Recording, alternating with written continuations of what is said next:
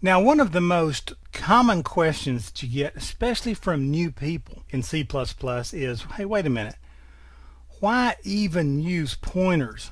I mean, why not just pass or use the variables themselves instead of going through this whole exercise of creating pointers to those variables and moving things around that way? Well, let me give you the most common answer that you're going to get to that question, and that is, well, because sometimes you need pointers.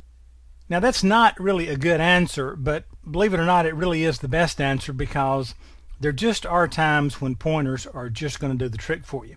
Good example is sometimes you can't access the variable directly. Now, here's a good example of that.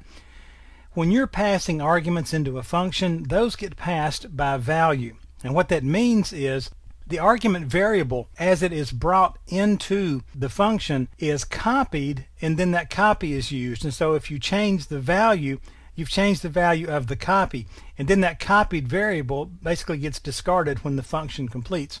And so if you want to change the underlying variable coming in, you can't do it. However, if your arguments coming in are pointers themselves, then you do have access to the source value, and you can change it. Now, there's even better answer for most people to understand. That is that pointers can make memory management much more efficient. And as a result, they can really speed up your program and make it run a lot faster and more effectively.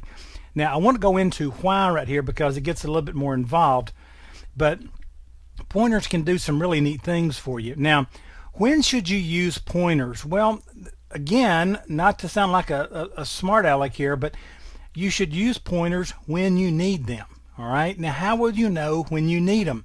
You will know you need them when normal variables, functions, objects, array functionality just is not going to work for you. Okay. You're trying to do something, you're like, man, if I could just, do it a little different, if I could access it a little different way, that's probably the time that you're thinking that you need to be using pointers. Now, the question of when should I use pointers and how will I know when I need them is very similar to a 16-year-old's question about dating. I don't want to get too philosophical here, but if you've ever had children, you've heard this question before. How do I know if he or she, right, is the one? And the answer to that question is if you have to ask, then they're not the one, okay? Because when you find the one, trust me, you'll come home and fight me down to the dirt over it, all right? You won't be asking my opinion on it. And it's kind of the same way with pointers. If you understand the what and the how of what pointers are, and the more comfortable you are with that, then you will recognize the when, absolutely no problem, okay? Don't know how old you are or what your status is as far as boyfriend, girlfriend, husband, wife, whatever. But if you're married or if you've ever been in a serious relationship or whatever, you know that feeling when you knew, whoa, this is the one, okay? It's kind of going to be the same way with pointers, but now you need to understand how they work, why they work, how to manipulate them and so forth. Boy, that's a bad analogy. But the same type thing. As you get more accustomed to pointers, as you educate yourself as to how to use them and you get more comfortable with that, you will instantly recognize when you need them. Now, pointers will come into play in your code very naturally as you grow in experience as a C++ programmer, okay? So they're really not a very basic topic. They're really a little bit more advanced, but on the basic level, you do need to start to play with them. You do need to understand them, work through some of the simple little examples I've given you in some of the other videos in the course. But pointers are definitely something you should use. They're definitely something you will use, even though they may look just a bit confusing to you right now.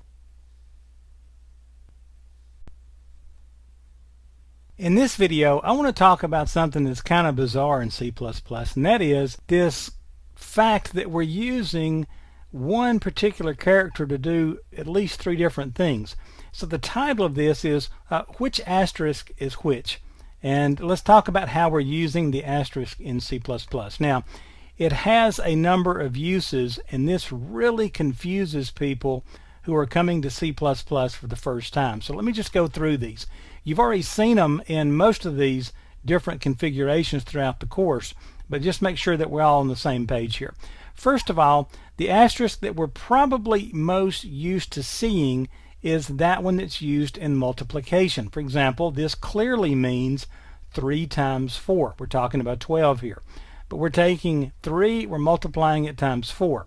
Now the compiler will see this and it says, okay, dude is trying to multiply here, so that's what I'll do.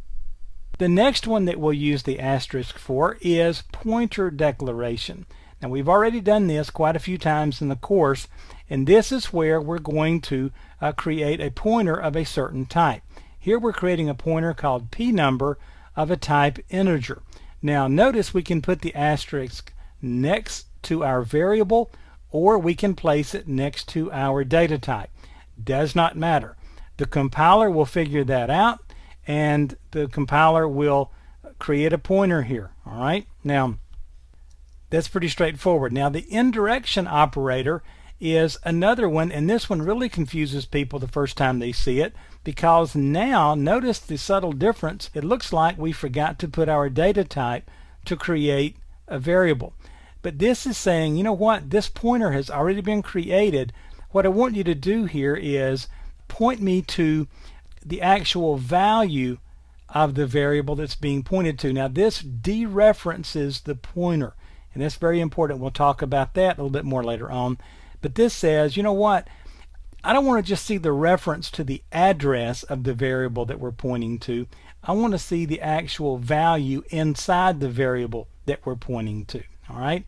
Now in each of these instances, the compiler will figure out, based on the context of how the asterisk is being used, how to interpret it, how to apply it. You don't have to worry about it. However, you do need to be careful, because when you're writing your code, if you leave something off here, you can create some pretty interesting situations for yourself, and actually they can get pretty wild later on as you get into some more advanced C++ coding. Okay, so anyway, there's the bottom line. Yes, I realize it's a bit confusing. We are using the same character in minor, subtle, little different ways to do vastly different things. It's just something you'll have to learn in C++.